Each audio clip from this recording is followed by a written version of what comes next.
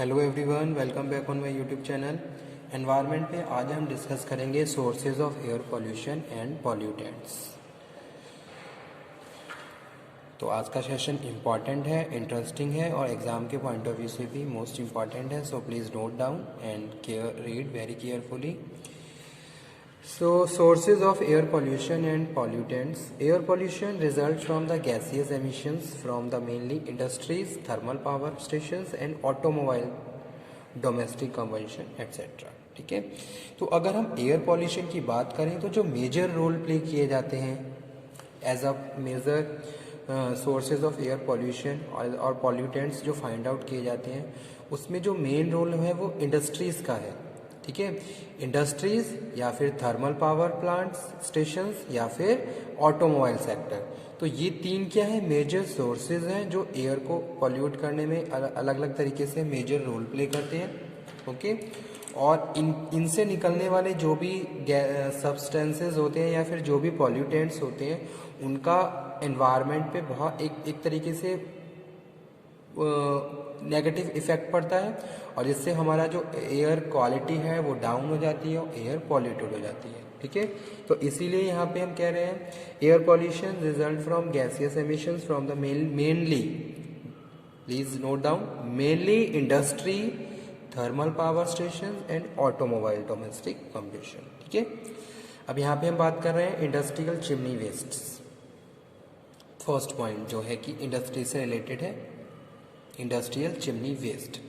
तो जैसे कि हमने आज के टाइम में क्या है कि भाई जितना हम इंडस्ट्रियलाइजेशन पे जोर दे रहे हैं ताकि हमारा जीडीपी और बढ़े और हमें इकोनॉमी हमारी और ज़्यादा अच्छी हो, जिससे हमें फ़ायदा हो और हमारे देश के लिए भी फ़ायदा हो, लेकिन कहीं ना कहीं बहुत सारे ऐसे पॉइंट्स हैं जो हमारे एनवायरनमेंट से भी रिलेटेड हैं और जिसका एक वाइज यानी कि एक तरीके से नेगेटिव इफेक्ट हमारे एनवायरनमेंट पे पड़ रहा है।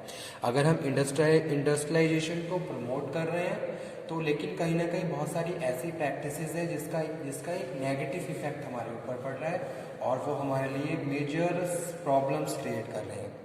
हालांकि गवर्नमेंट ने बहुत सारे प्रिवेंटिव एक्शंस लिए हैं, बहुत सारे प्रोविजंस बनाए हैं अकॉर्डिंग टू लॉ, बट हमें इंश्योर करके चलना है कि जितने भी लॉ बने हुए हैं, जितने भी रूल्स एंड रेगुलेशन हैं, वो प्रॉपरली अप्लाई हो रहे हैं और उसका प्रॉपरली यूज़ हो रहा है और उसके हिसाब से इंडस्ट्रियलाइजेशन या फिर इंडस्ट्रीज़ को रन किया जा रहा है। ठीक है, लेकिन बहुत सारी ऐसी प्रैक्टिसेस भी हैं जो हमारे एनवायरनमेंट को, हमारे एयर को पॉल्यूट कर रही हैं। इसमें इंडस्ट्रियल चिमनी जो वेस्ट है मेजर रोल प्ले करते हैं। ठीक है, there are number of industries which are source of air pollution. Petroleum refineries are the major source of gaseous pollutants. The chief gases are SO2 and NO2. ठीक है, Mathura based petroleum refinery is posing threat to Taj Mahal in Agra and other monuments of the Fatehpur Sikri complex. जैसे कि हमने पहले भी discuss किया हुआ है कि भाई जितनी भी ये आसपास की जो इंडस्ट्रीज होती हैं, इनका इफेक्ट हमारे आसपास के पूरे एरिया पे पड़ता है। ठीक है, जहां हम एग्जांपल कोट कर रहे हैं, मथुरा बेस्ड पेट्रोलियम रिफाइनरी जो है उसका इफेक्ट ताजमहल और आसपास के जितने भी मॉन्यूमेंट्स हैं उन पे पड़ता है। Cement factories emit plenty of dust which is potential health hazard. ठीक है, जो सीमेंट फैक्ट्रीज होती हैं और इनसे निकलने वाली ऐश और डस्ट जो एनवायरनमेंट में मिलती है, एनवायरनमेंट और एयर में मिक्सअप होने के बाद उसका पूरा इफेक्ट हमारी हेल्थ पे पड़ता है। तो वो चीज़ यहाँ पे हम बात कर रहे हैं। Stone crushers and hot mix plant also create a manic. The SPM level in such area of the stone crushing are more than 5 times of the industrial safety limits. There are many food and fertilizer industries which emit gaseous pollutants. There are also chemical manufacturing industries which emit acid vapors in air. During last 20 years, the number of industrial units in Delhi increased many folds, and several thousand of these are located in the predominant residential area in Nazafgarh Road, Lawrence Road, Wajipur, Kirtinagar, DLF Industrial Area, and Motinagar.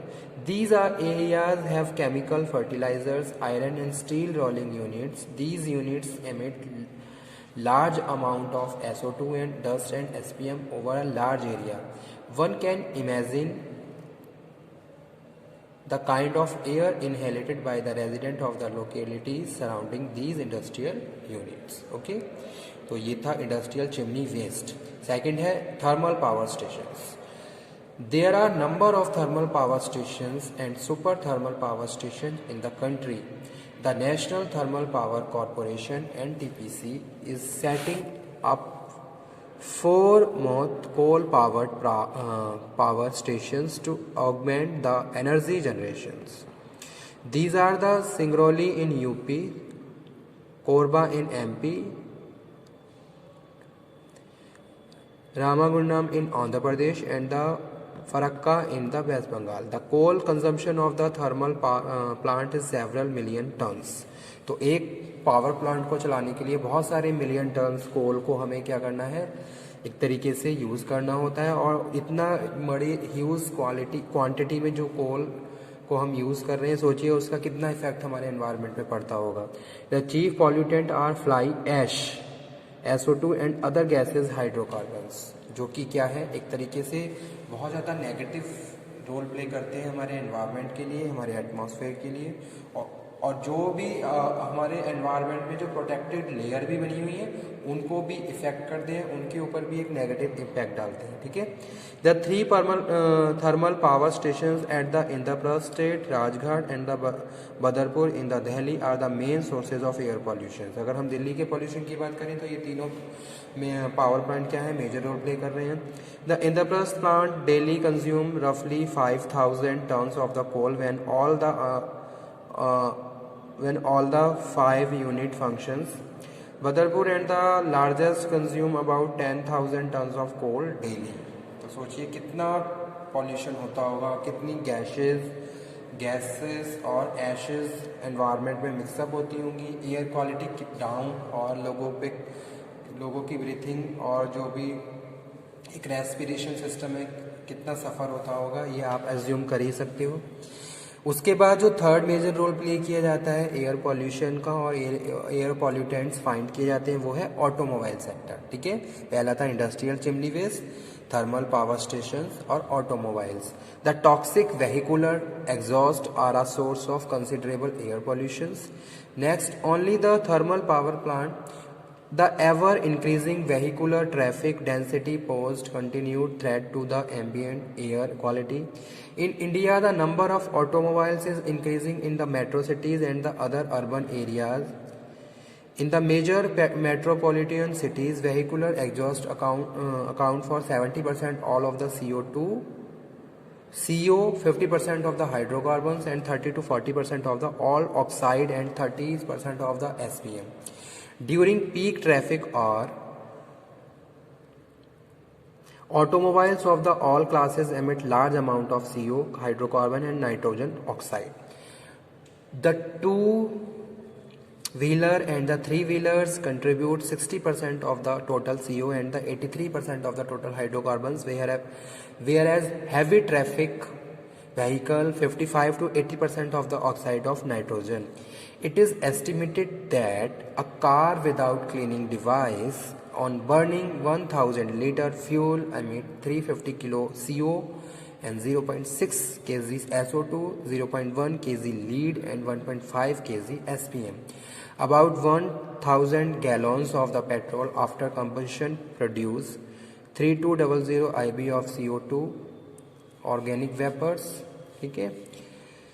So chief sources of emission in automobiles are exhaust system, fuel tank and the contributor and the crankcase. The exhaust produce many air pollutants including unburnt hydrocarbons, CO2 and nitrogen oxide and lead oxide.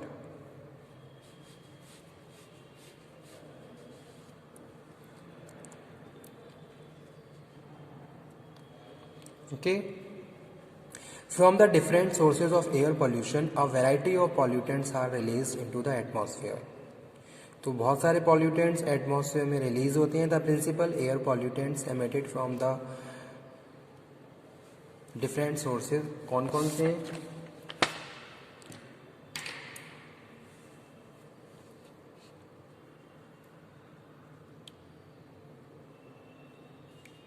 The principal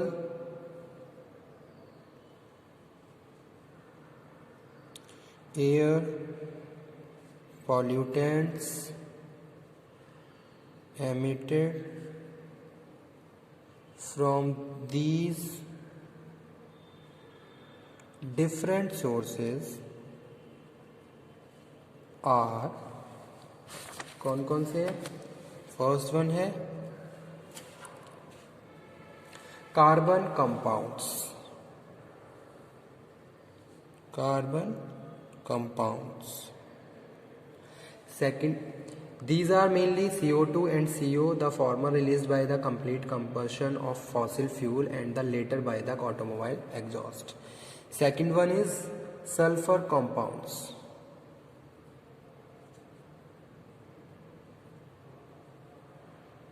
These include SO2, H2S and H2SO4, mostly released by the fossil fuel based power generating plants, thermal and industrial unit as a refineries. Third one is nitrogen oxide.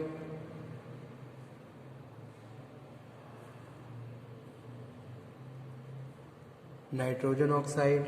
These include chiefly NO, NO2, HNO3, mostly released by the automobiles, power plant and industries. Fourth one is ozone, O3. Its level may rise in the atmosphere due to the human activities. Fifth one is fluorocarbon.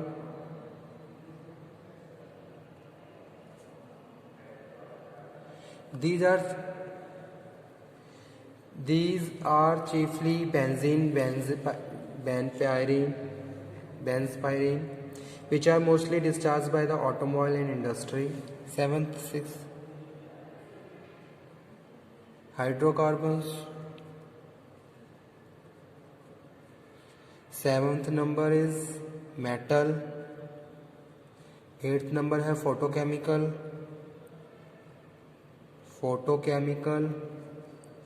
ठीक है।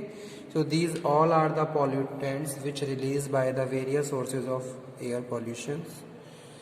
तो आज का session यही था जिसमें हमने ये अंडरस्टैंड किया कि भी कौन कौन से सोर्सेज हैं, सोर्सेज ऑफ एयर पॉल्यूशन, और कौन कौन से पॉल्यूटेंट्स हैं, ठीक है। और कुछ मेजर स्पेसिफाई एरिया भी हमने यहाँ पे मेंशन किए हैं। Okay student, thank you.